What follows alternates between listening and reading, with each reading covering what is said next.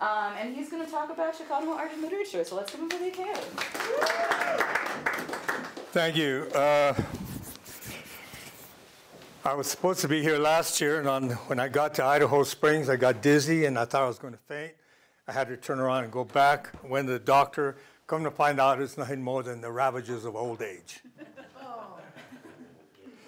The only good thing about getting old that I've been able to determine is that after some point, you no longer care what anybody thinks. You know, and you just say what you want to say. That last time I was here, I spoke about the Chicano movement just in terms, the Chicano civil rights movement in generalities. And then these folks asked if I could narrow that down. So we decided what I would talk about today is the art and the poetry that movement inspired. Because ultimately there is no political, social movement that is complete without the art and the poetry that it inspired. So what I'm going to talk about today is, first of all, I want you to just take a kind of a journey with me back. 1846. If you lived in Alamosa, Colorado in 1846, you lived in Mexico. Yeah, that part of Colorado belonged to Mexico.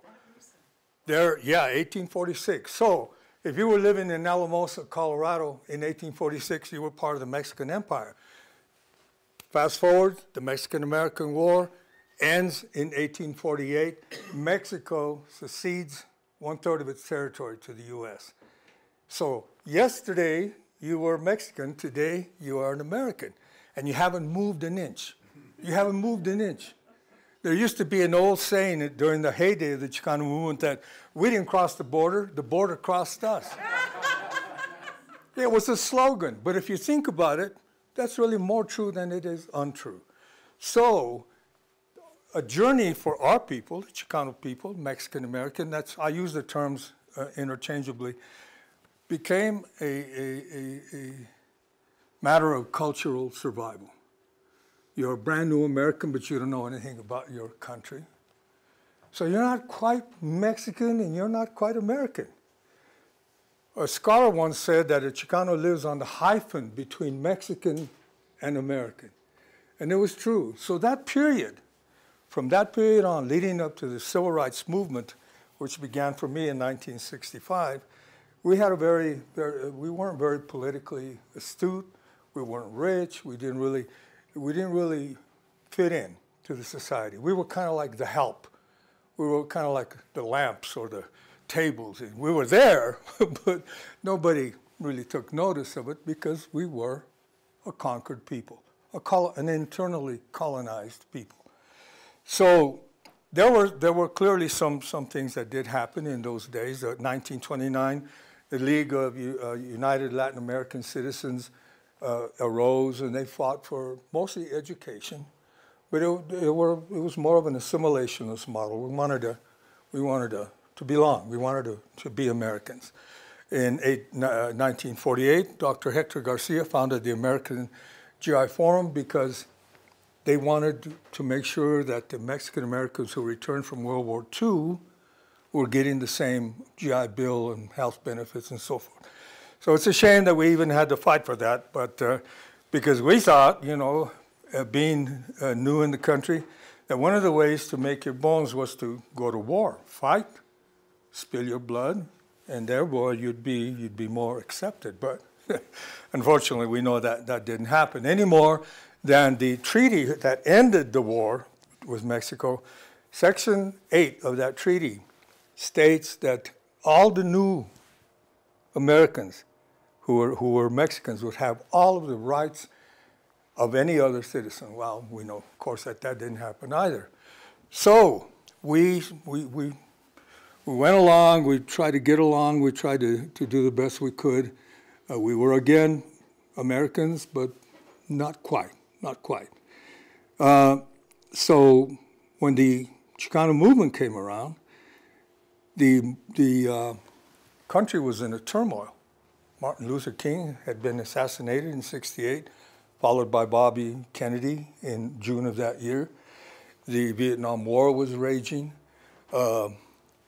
People were protesting in the street to bring an end to that war.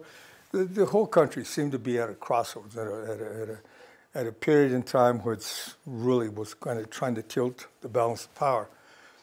That's when we came in. You know, we saw what was going on, and at that point, we asserted ourselves. The first known incident that I recall was 1965.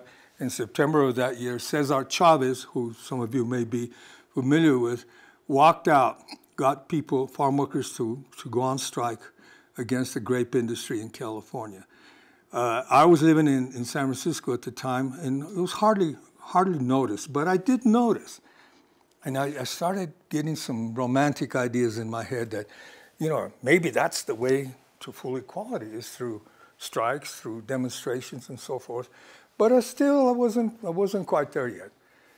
I moved back to Colorado, and in the fall of 1968, I was invited by a friend to go to a workshop on what they called negative stereotypes. And I come to find out at that workshop that the only Hispanic figure on TV that anyone was familiar with was the Frito Bandito.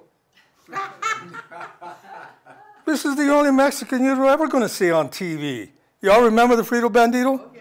Short, paunchy, mustachioed, dishonest looking, with guns. And what this little character would do is he would sneak up on unsuspecting couples in the park and steal their Fritos and take off running. Remember, like the road runner would leave like a little trail of dust? Well, that's how it was. And then a voice would come out, calming voice, Irish cop. Where now, Frito Bandito? You can't be stealing Fritos from these unsuspecting. That was the only indication that there were any Mexicans in our community at all. So what we did is we wrote a letter to Frito-Lay and said that if you don't take this ridiculous caricature off the air, we're going to initiate a boycott of all Frito-Lay products. And it worked. It worked. And so we were kind of pleased with our newfound power. After that, things just kind of started happening very rapidly. Corky Gonzalez had founded the Crusade for Justice the year before. People began to speak out. People began to really make their grievances known to the government, to the school boards, and so forth. It was a very exciting time because it was new. But from that experience, people started writing down their thoughts, their poems, their songs, their stories, and we wanted to know more. We wanted to know more. And one of the things that I recall is a quote by an author whom I've always loved and I've always used. It goes like this: "You are rallying your own pride and your own strength, reaching back for some of the fortitude that was the mark of your own people. It is a human impulse and a tribal necessity, because when a man or a people forget where they came from and no longer look back in pride on their beginnings and confidence in their own blood and sinew and beliefs, then that man or that people is doomed." What I liked about this was written by a white man. And it told me that all people want to know their past and how they fit into this great experiment that we call America. And so I felt I was really emboldened by that. And we started to do workshops, read poetry. I've been writing poetry since I was 16. I look back on some of those early poems, they were awful. They were terrible. But I had nothing to copy or to emulate. My high school teacher, God bless her, a wonderful woman, very strict, very proper. You remember back then, those days, people would have to do what they called book reports. Remember that? You read a book and then you report it. Well, I would do my book reports, and one day she calls me in after class, and she says, "You know, I really like your writing." He said, "Have you ever thought of maybe writing more or reading?" And she introduced me to some writers, some poets, mostly Emily Dickinson, Elizabeth Browning, Shakespeare, of course, Robert Frost. But she also taught me about Walt Whitman. And Walt Whitman really blew my mind, because it wasn't just the fancy structure and the beautiful words. Walt Whitman was talented like it is. You know, poetry is visceral. I mean, it doesn't need any explanation. It was just coming out. So I really began to emulate Walt Whitman. When the Chicano movement came along, we, like Borland says, wanted to know more about our history. And the poem that changed it all for me was Corky Gonzalez's poem, I Am Joaquin. And I Am Joaquin, Corky takes all of our identities and goes back to 1519 when Cortez landed on what is now Veracruz, Mexico. And when he landed there on those ships, there weren't any Spanish women aboard those ships. The only women that were available in the New World were Indian women. And so Corky says, we're not just Spanish, we're also Indian. We're a mestizo race. We are a mixture of both, Spanish father, Indian mother. And Corky goes back further and talks about people that I'd never heard of, the pre-Columbian period, with Cuauhtemoc and Tonantzin and the Toltecs and the Aztecs and the empire. And he said, yes, we are the result of Spanish noblemen, but we're also the spawn of Aztec chiefs, kings, revolutionaries. And so what the Chicano movement did for us is it melded these two. And all of a sudden, we weren't just waiters and gardeners and domestic workers, you know. We were the sons of chiefs, kings. And this new imagery provided a much more concrete idea of who we were, what our history was. And Corky takes us all the way back to the pre-Columbian and then slowly starts the journey back of various events in Chicano history that I still look at today. And it was, to me, reading Corky's poem was more than a poem. It was a guide. It was a how-to. It was a trip, an odyssey of self-discovery that led us to the belief that who we truly were is this mixture of people who are disenfranchised because we were conquered. But having learned that, knowing that, we began to write. It was a beautiful explosion. It was an explosion of tremendous vitality. You know, people began to write and sing and of all of the art forms that emerged, poetry was the most prolific. Because what do you need to write a poem? All you need is a piece of paper and a pencil, right? And a desire to say something. And so that gave anybody could be, it was kind of like the internet, anybody could chime in, you know? So people started writing, and some of the writing was very, how would I say, basic stuff that didn't really grab you. But some poets emerged from that were really quite good. And were those poems written in Spanish? Both. I find interesting you should ask about that. My favorite poet is Pablo Neruda. Some of you may know who he is, the Chilean poet. And I've always spoken Spanish, but I increased my knowledge of Spanish because I wanted to know what Neruda was saying, not the translation, but what he was saying in his own words.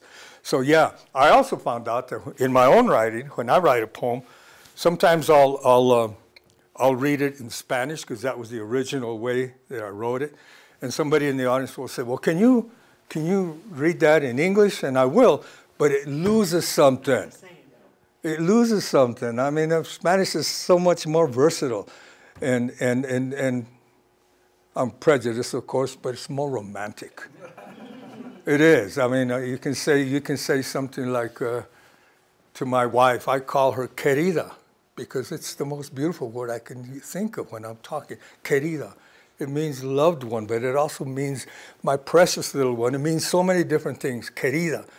It's just the one word, but it has multiple meanings. Where in English, it just has the one meaning, you know.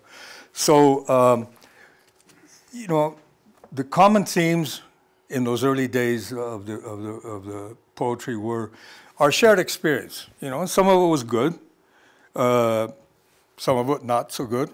Experiences with police, social workers, politicians, school teachers, you know. There was no real attempt to adhere to the grammar or to form or style or meter. It was just a free-flowing outpouring of ideas. How do you feel? And that's what the early Chicano poetry was. How do you feel about it? How does this make you feel? And you might say something that makes me angry. And well, write it down. It makes me happy. Write it down. And so those early days of Chicano poetry were very, very exciting because, like I said, it had never happened before. And our newfound identity really provided the basis for all that was to come. You know? My own motivation to write stemmed from the fact that my brothers and sisters were bound, that we were bound by a shared oppression. And that what I had written was a belief that in a possibility of social justice. And I've always acted on that belief, always. And not always successfully, but always willingly and consciously. I've always acted on the belief that I was working towards social justice. Even when we were marching or picketing on those fields, once we were marching from Pueblo to Denver for farm workers. And I remember thinking as we marched along, I said, this may sound sacrilegious, but somehow or another I felt as though we were doing his will. Because the Bible says, right, to help the poor. And what we were trying to do was raise the wages of the workers in San Luis that were paying them $1.40 an hour. Can you imagine what $1.40 an hour gets you? $1.40 an hour didn't even get you $1.30 an hour. So the thing is that there were only a handful of Chicano poets back in the 60s, you know. But they felt the need to urge their politics with their art. Some of those were Lalo Delgado, Ricardo Sanchez, Alurista, Corky Gonzalez. Again, Corky with I Am Joaquin. And what the Chicano movement lacked back then was any serious feminine voice. I was among the first to notice it, right? She was my mother. I loved my mother. She was the original feminist, you know.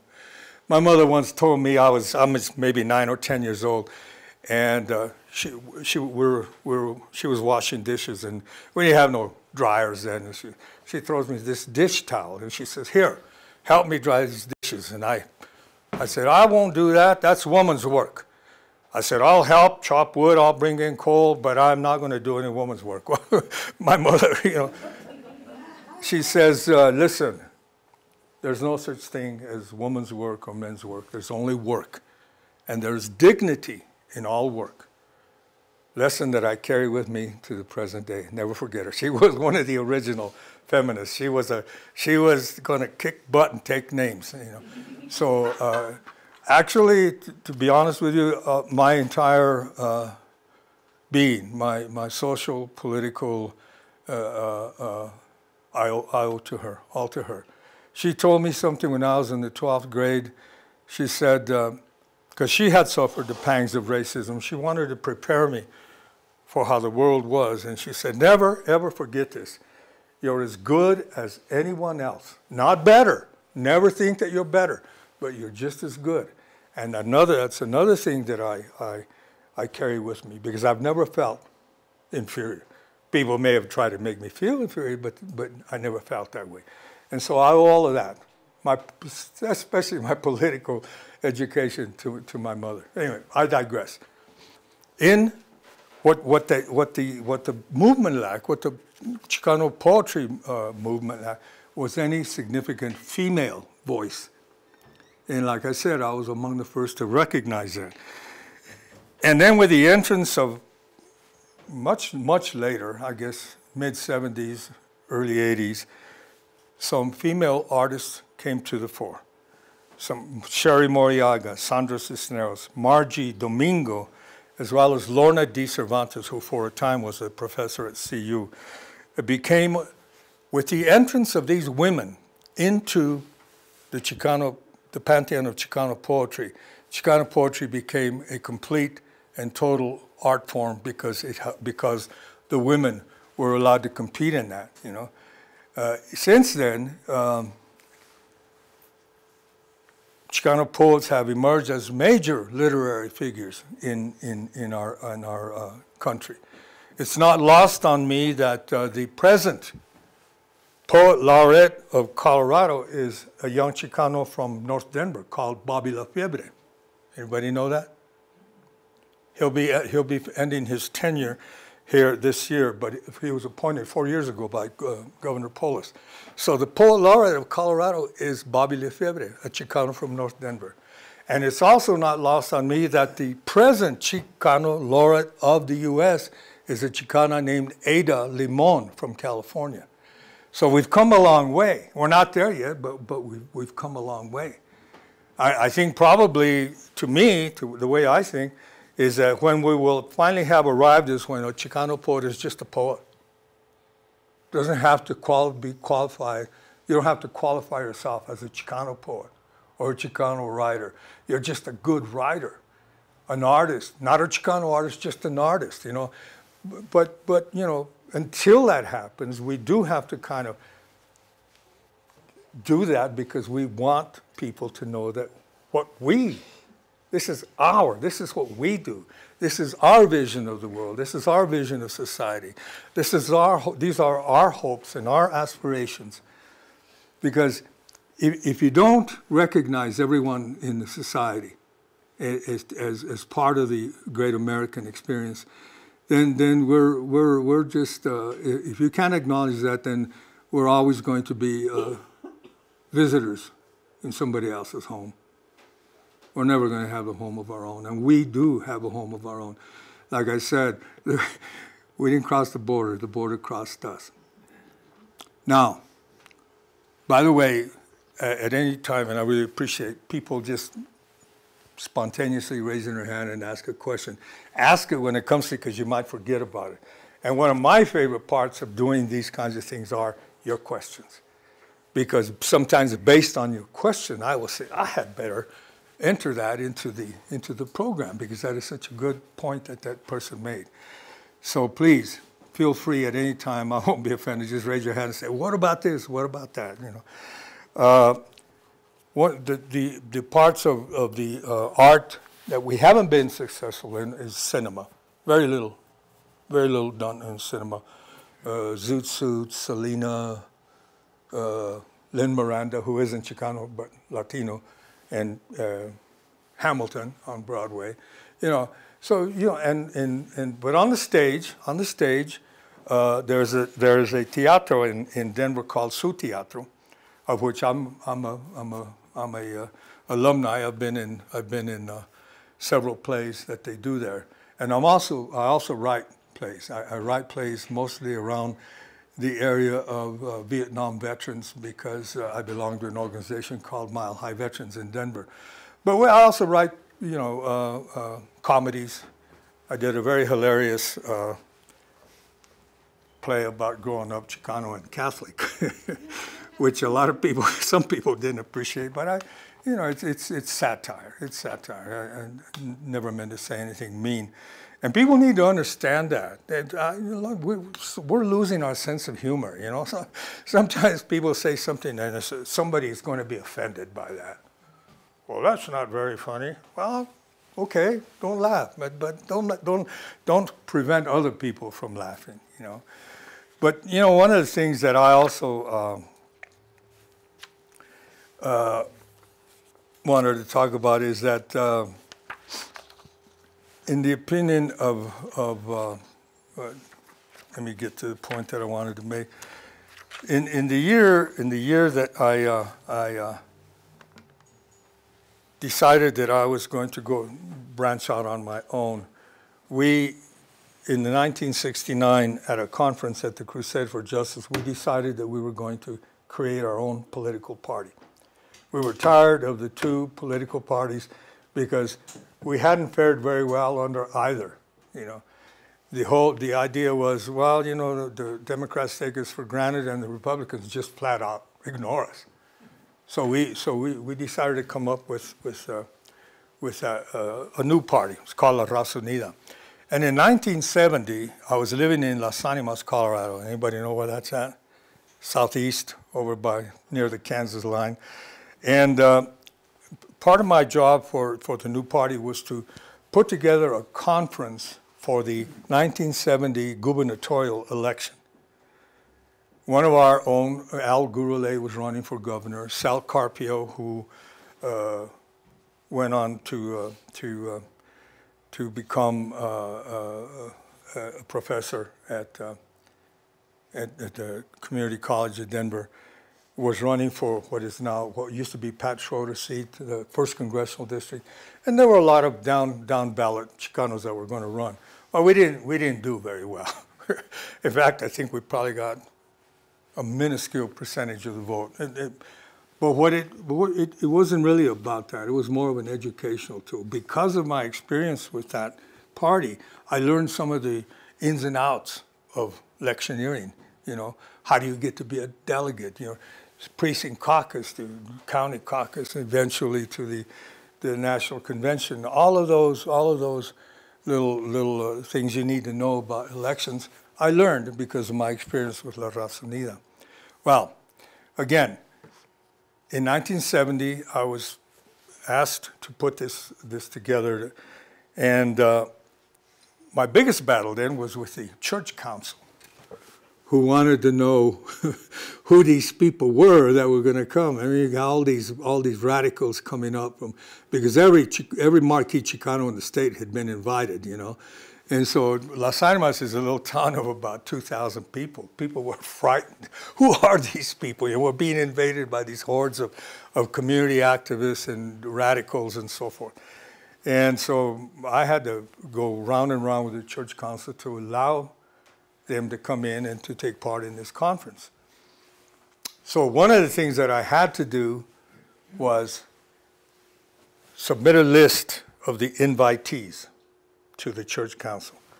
And lo and behold, everyone that was on there, and some of these were really hardcore activists. Corky was invited, but he couldn't attend. He was busy elsewhere. And of all the people on that list, they said, well, everyone on this list is agreeable to us except for Lalo Delgado. And I said, what? Lalo is a poet. I said, Lalo is the most peaceful, the most Catholic, the most spiritual one among this list. Why could you possibly object to him, you know? And the reason is that he was the poet. They were afraid of all the people. They were afraid of the poet. Then I figured out that poetry then was a tool to organize, to provoke, to inspire, that you could do this, and that poetry was a powerful weapon in using and trying to get out the word. You know, because I could stand up here and do a talk, and maybe you'd come away a little phased, but a well-crafted poem read in its proper form could really inspire people, really get you pumped up. And so that's what Lalo was able to do. He was like a madman when he was reading poetry. He'd be yelling and screaming and so forth, and people would, he'd get them energized. He'd get pumped up. So they were afraid of the poet, you know. And then, so that I decided that day that this outcry of a poet could liberate, could be a tool for liberation, and could be a tool for teaching new generations. And again, mostly to inspire and to provoke. Poetry could be used for that. I remembered that Shelley, 200 years ago, said that poets were the unacknowledged legislators of history. Shelley said that 200 years ago. Corky, 60 years ago, said, ultimately, there are no revolutions without poets. And on that day, I came up with the saying that poetry is the eternal enemy of tyranny. It really galvanized my belief that poetry could be could be used very effectively in our community as part of the Chicano civil rights movement, and it was. Some of Corky's poem, like I said, is not just one identity, but many. He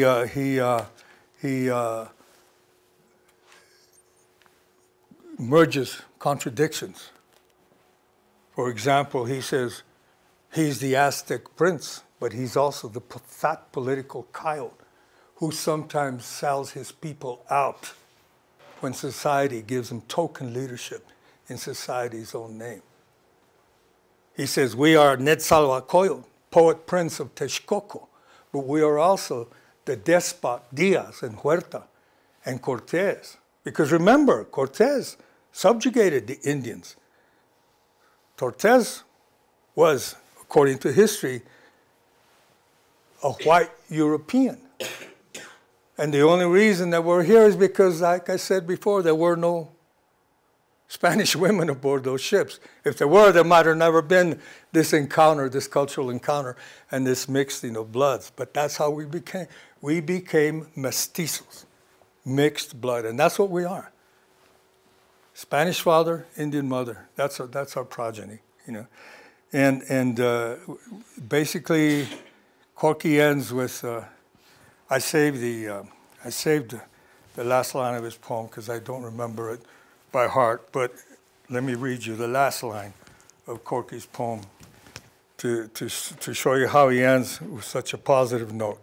He goes through all this history, and then he ends with, I am the masses of my people, and I refuse to be absorbed.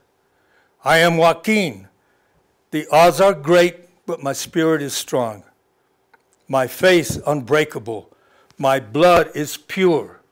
I am Aztec prince and Christian Christ. I shall endure. I will endure. Corky ends with that. And that poem resonated with such strength across the Southwest and eventually the whole U.S.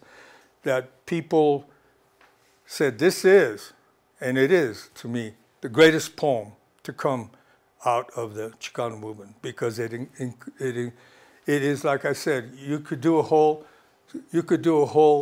training lesson you could trace the history of the Chicano people using only I Am Joaquin as a syllabus. So that's how much Joaquin inspired me. Other poets, of course, obviously inspired me too. But Joaquin was really the catalyst that put it all together. You used to get a snippet here or a snippet there. He put it all together. It's like a roadmap. And that basically it said from here on, only this. From here on, only this. This is what it's going to be from here on. And before I move on to the visual arts, are there any questions regarding poetry? Are there any books in English of the Chicano poetry? Yeah, they're mostly all. A compilation of the well-known Chicano poets. Yes, I'm sure there are. I haven't. Yeah, there are. If you like, I can send you a list, or I can send them to Jana, and she can share them with you. In fact, one of the things that I should say now, because I'm glad you brought that up. At the height of the pandemic, I, along with 6 like-minded individuals, came together to found the CALMA, the Colorado Alliance of Latino Mentors and Authors. And our main goal for that was to preserve and promote the Latino written word, because the written word is eternal, okay? I can get up here and give a great speech, but if I don't write it down, a year from now, you forgot what I said. You're not going to memorize my speech, but if it's written down, it's there for future generations to see. So what one of Calma's goals is, in fact, our overarching goal is to preserve and to promote the written word, and to encourage, because a lot of poets are introverts. You know, they don't like to get up, and they may write silently in the room or on the computer and don't share. And there may be budding poets or writers out there who haven't been discovered. So part of our charge is also to discover new voices and to bring them to the fore, you know. And it's also not, anyway, we are publishing an anthology of 32 poets and writers, and that will be available next year sometime. We've had trouble getting money to do this, but we've also applied for our 501c3, so eventually we'll be able to solicit funds and maybe have fundraisers to do that. Yeah. Like the lessons of your mother, a very important aspect of getting this culture's education is to the children of the country. Absolutely. And are you threatened by this movement to ban books? Will this make your work more difficult? You either have a First Amendment or you don't, you know. The First Amendment protects unpopular speech as well. In fact, probably that the First Amendment was probably crafted to protect unpopular speech. Popular speech doesn't need protection, right? So yeah, I'm a little iffy on that. I don't like the idea of banning books. I understand sometimes when people are upset, and the other thing that isn't protected by the First Amendment is pornography, right? So if some people deem something to be pornographic, maybe they have a right to object to that. But that's not my call. The Supreme Court has made the decision. Somebody once said, I can't define it, but I'll know it when I see it. So, yeah, but to answer your question, yes, it does frighten me a little bit that some people want to ban books. It's not my call. If I find something objectionable, I just won't read it. I don't have to. But I deem the First Amendment to be sacrosanct, and it's of all the amendments, it's my favorite amendment because it's also the one that provides for me to get up here and say what I want to say, you know. And I've said things that offend people, but I don't think I've ever done it in a willful or in an angry sort of way. One of the suggestions or one of the counseling that I do for young people is speak out in anger, but never in hatred, you know, because hatred diminishes us. It diminishes a country. It diminishes a nation. It diminishes a people. And you can say a lot of beautiful things and say one god-awful thing and people will remember that.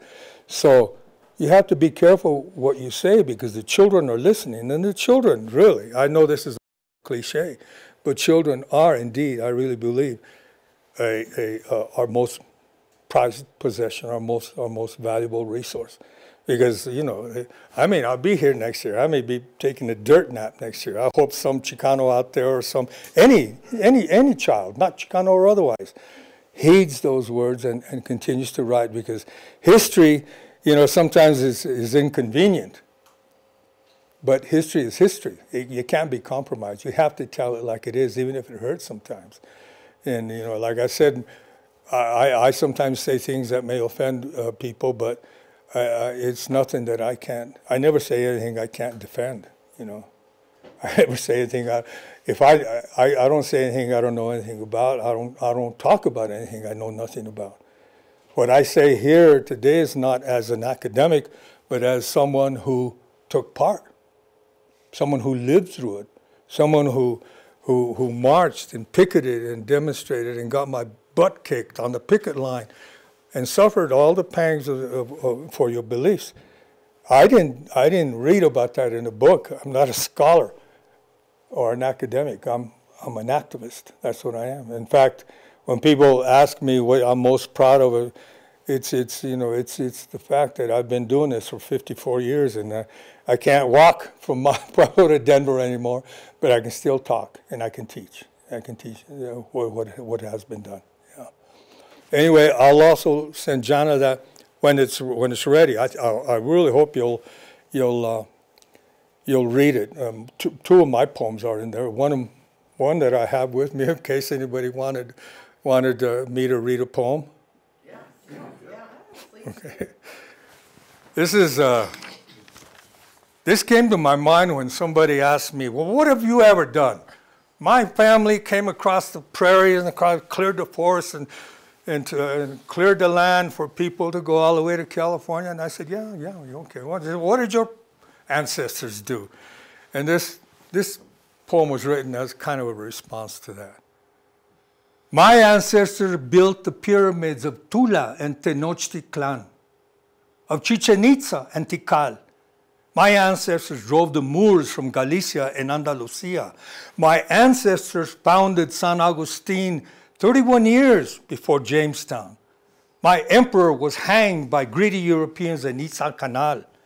4 centuries later, his sons and daughters died at the siege of Tlatelolco. My ancestors drove my Spanish ancestors from Mexico in 1821. My ancestors helped preserve the Union in New Mexico at Glorieta Pass in 1862. My ancestors rode with Villa and Zapata, fought the fascists in Spain with Garcia Lorca. My ancestors died at the hands of greedy corporate gangsters for a livable wage at Ludlow, Colorado. My ancestors fought the Kaiser in 14 and the Axis powers in 41.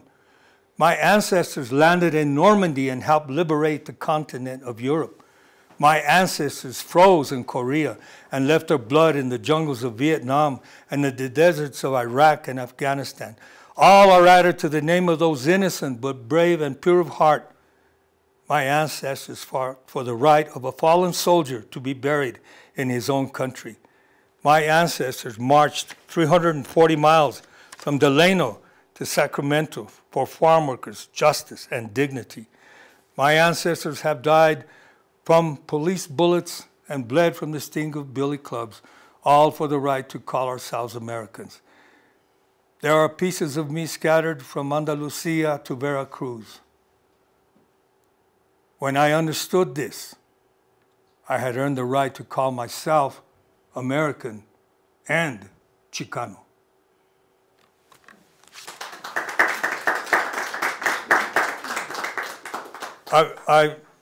I'm not a prolific poet. I've maybe written 100 poems. Some are like that. Some are very angry. Some are in your face. Some are love poems. This is just for contrast. This is a poem I wrote for my wife. This is called To Diane. Querida, when we met, I wasn't looking. I was vacilando, wandering aimlessly. But love, like death, can suddenly surprise you. And so it was in that way that love came to me.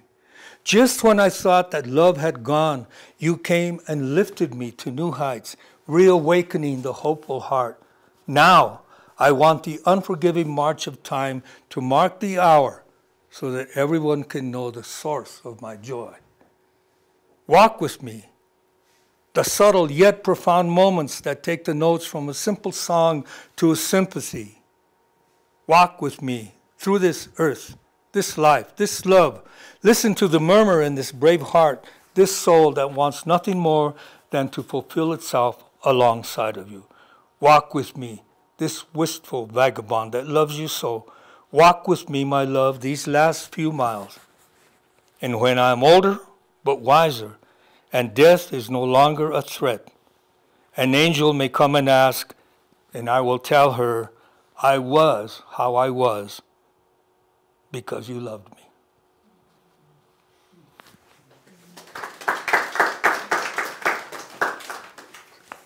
If you'd read some of the early poems I wrote when I was in high school, you would be embarrassed.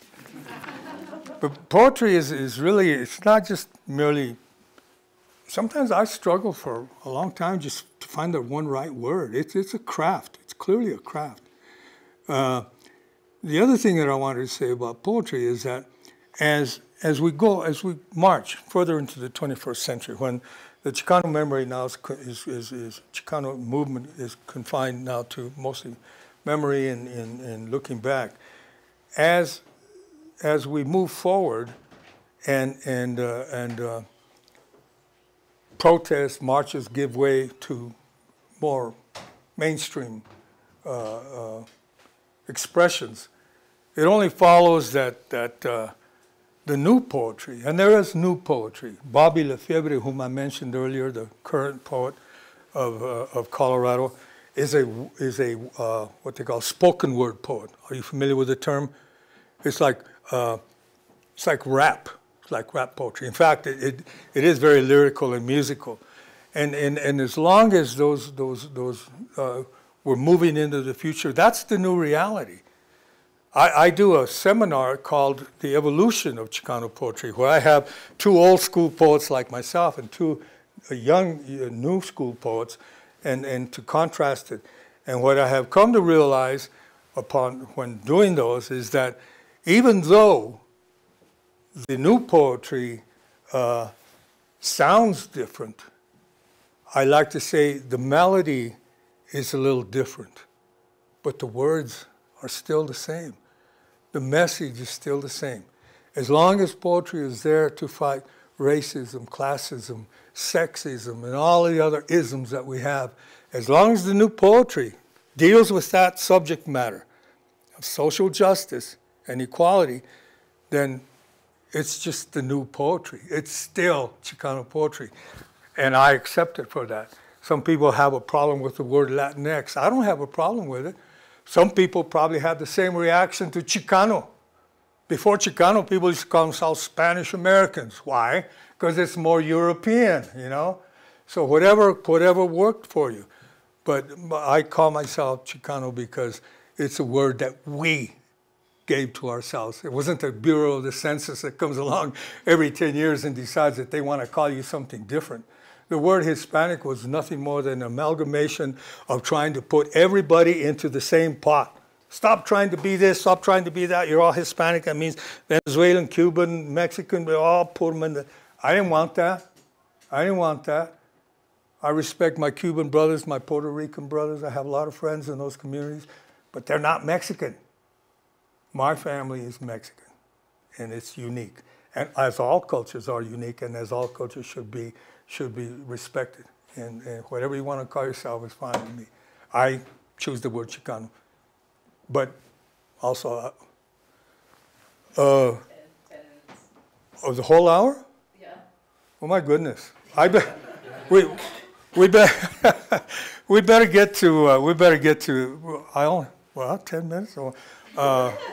Are we okay with this? Yeah. Okay, well, we don't need to deal with that. That's if y'all want my bio. What I wanted to say about the visual arts is that, like the literary arts also, there was a lot of emphasis on the pre-Columbian past, okay? And it was very political. When in 1991, I was a member of the Denver Art Museum's Hispanic Advisory Committee. And we talked them into bringing an exhibit that had been touring the country called CARA, stood for Chicano Art, Resistance, and Affirmation. And the reviews, I mean, the crowds were great, and it brought to the Denver Art Museum works by 128 Chicano artists of all genres, of all subject matter, and so forth. And because cultural elites are so hooked up on European, Eurocentric art, they didn't really recognize Chicano art as legitimate art, okay? The complaints were that there was more about the message than the substance of the artwork. But there's an old saying that the medium is the message, right? We needed to look back in history at these images and these things that help provoke us, okay? If you'll notice how a lot of the art had these pre-Columbian Aztec motifs. This, by the way, is not a good image. It's much bigger. This is a Pachuco here, but that's an Aztec deity. So a lot of the Chicano art relied on this kind of because again, we became enamored with our pre-Columbian past. Yes, we're, like I said, we're Spanish, but we're also Indian. This is, unfortunately, I should have looked at this before I brought it. This is, this image is called Cuauhtlicue. And because this image appeared to the Aztec Juan Diego didn't speak Spanish. So the Aztec word was Cuauhtlicue, eventually became Guadalupe. Guadalupe, yeah. I wish I had looked at this before. I wouldn't have cropped that off as badly as I did. This is a picture. This is called Bonita. Just means pretty girl.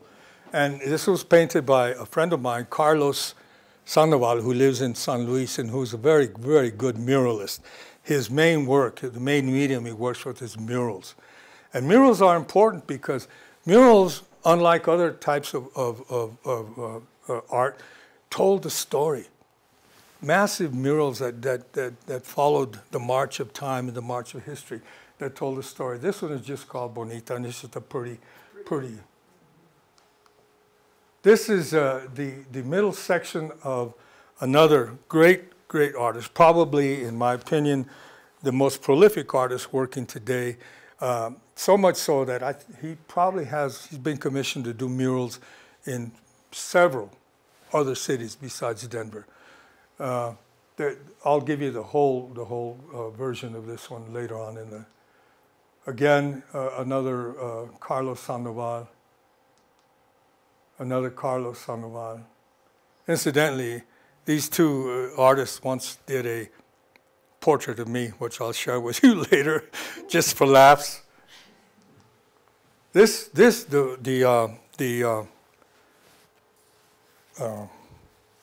anthology that I spoke of, this is going to be the cover for that. And this is called New Day. And you can see again, we have the Indian motifs, the lone figure praying, the new day, tree of life, the mountain, how emerges the figure into the mountains. Yeah. This is done, this young man passed away a couple years ago, very good artist, Esteban Lucero. His wife painted the previous one, his widow, Arlette Lucero, painted Cuauhtlicue. This is this is called Santo Niño de Atocha, another artist, Carlos Santisteban. Incidentally, this is at the Smithsonian. It's one of the few pieces that is at the Smithsonian. It's Spanish colonial. You see.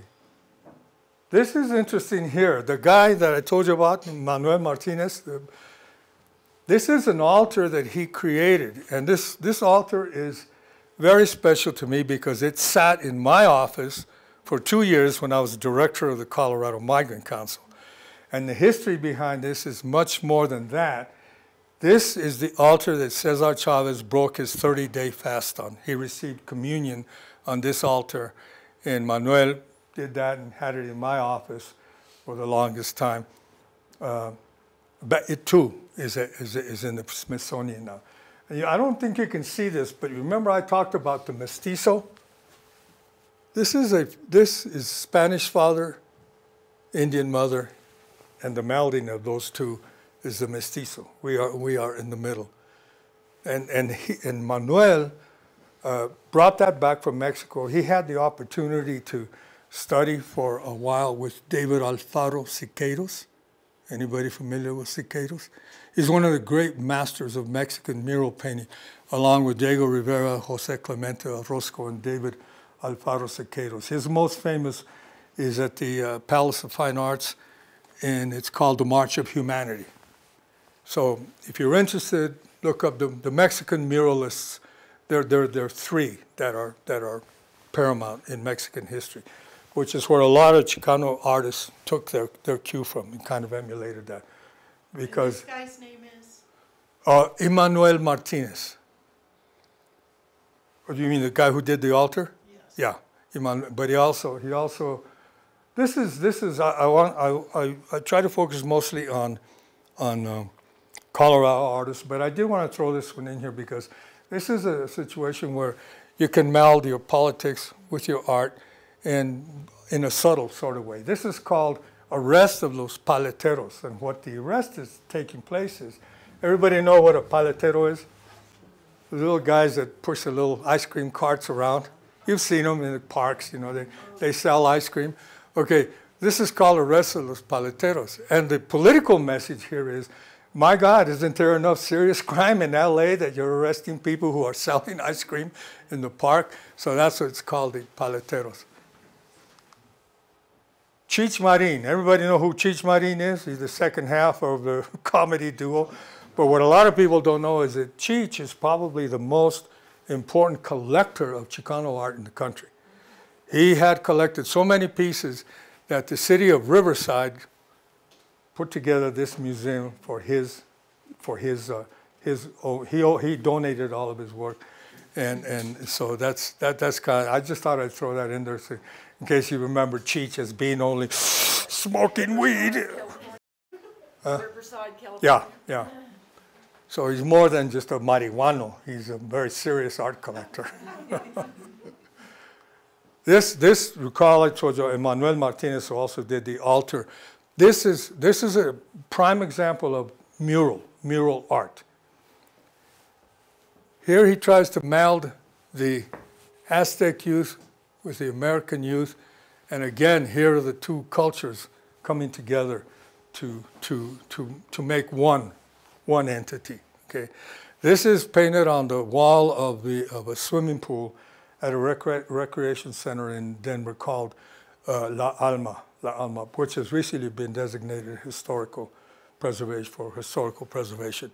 That's one of his most well-known murals. Again, here you see the mestizo here, a very enduring, one of my favorite symbols of the Chicano movement. In fact, he makes jewelry out of that. I have one of those that will one day become collectibles.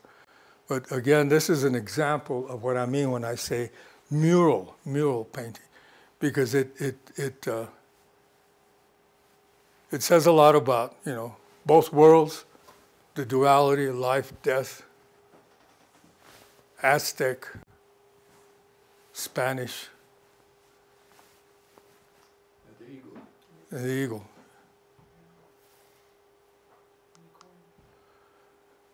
This is the Aztec calendar, which I'm sure you're all familiar with. We call it Tonatiuh. The Aztecs call it Tonatiuh, fifth sun.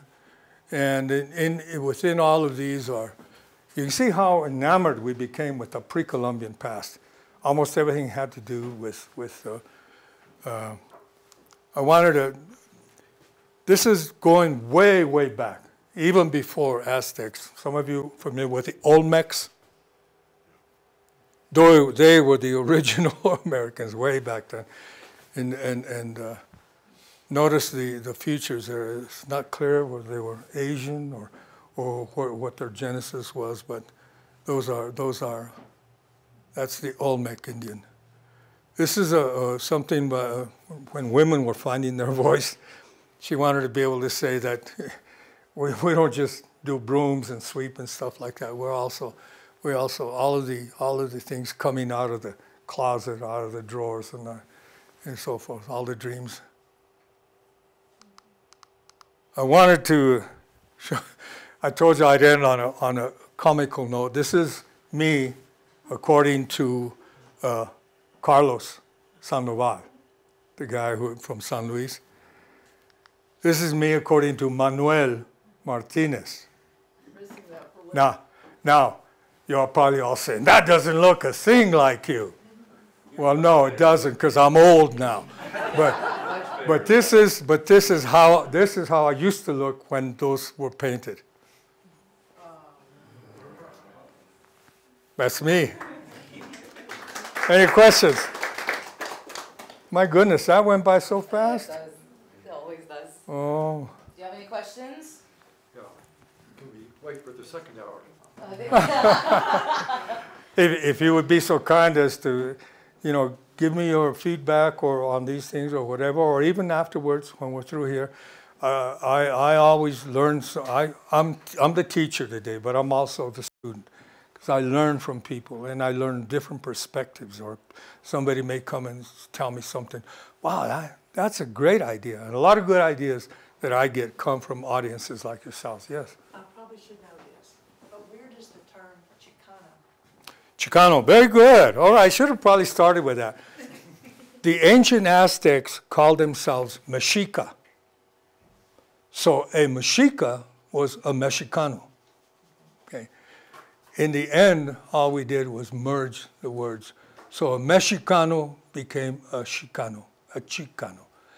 And the X in the Nahuatl language is pronounced like a C, like a CH. So Mexicano became Mexicano, and that's really all it is. But the term is purely political. Is it just American? I mean, Yes. Mexicans aren't Chicano. No.